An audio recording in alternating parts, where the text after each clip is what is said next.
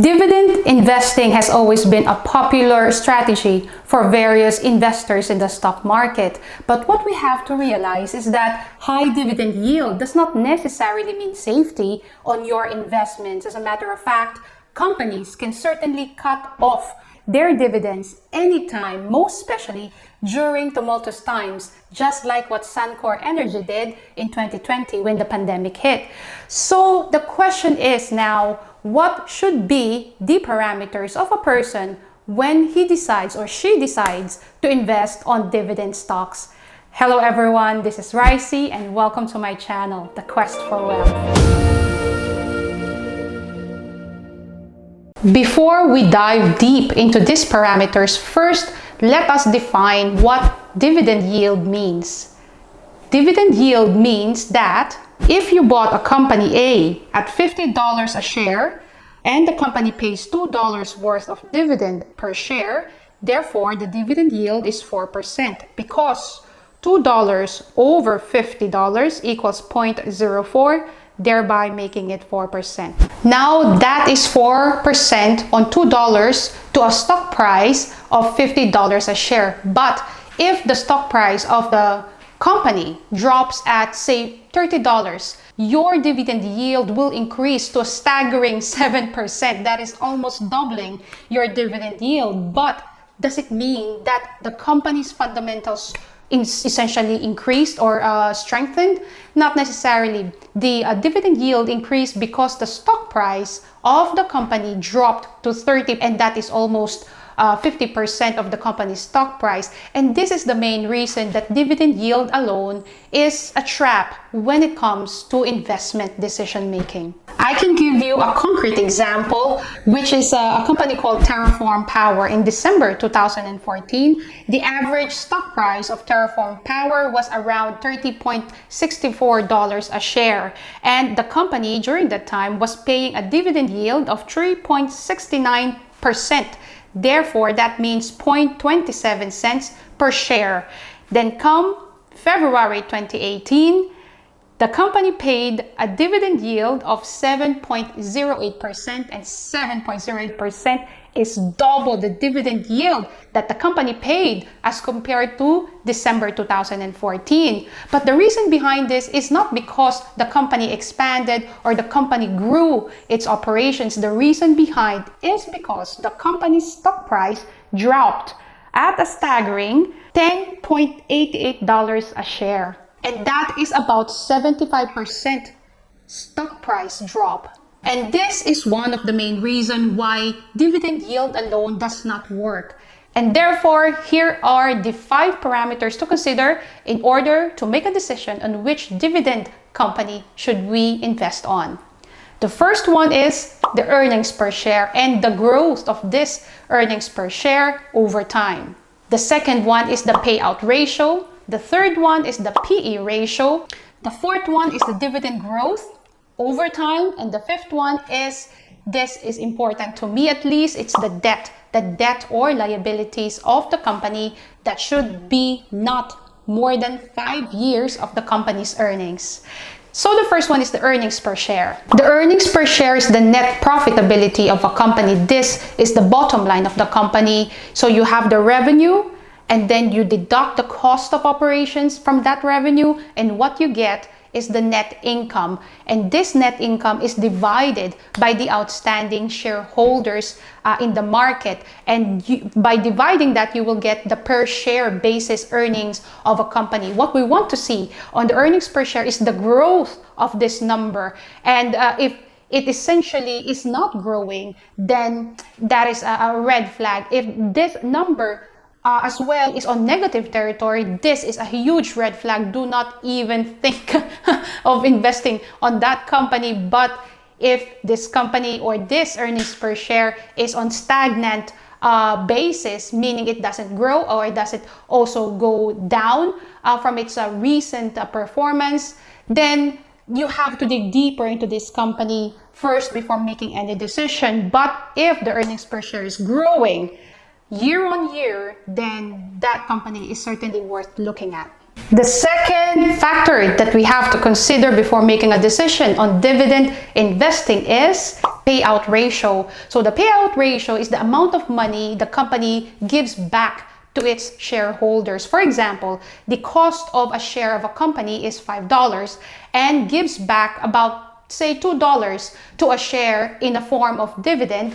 Therefore, the payout ratio of the company is 40%.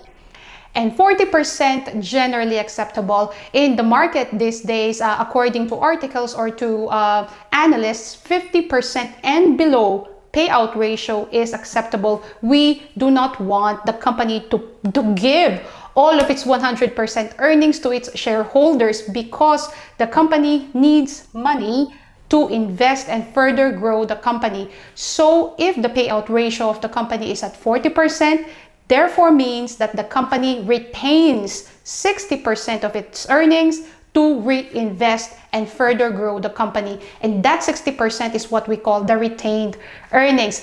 Guys, we do not want to see a company paying off 80, 90, 100% of its earnings as payout ratio to its shareholders, because the next question is, where does the company take its money to further grow the operations and reinvest to further develop the company? Earnings is the way that companies improve and develop its operations, and if it's at more than 50%, then this could be something that you have to be cautious about. The third one on our list to consider before making a decision on dividend stock investing is the PE ratio. PE ratio essentially tells us how expensive the company is. For example, Tesla, the PE ratio of Tesla is over 300. It's about 376 PE ratio. The last time I checked it, it was about this morning essentially, and 376 PE ratio essentially means that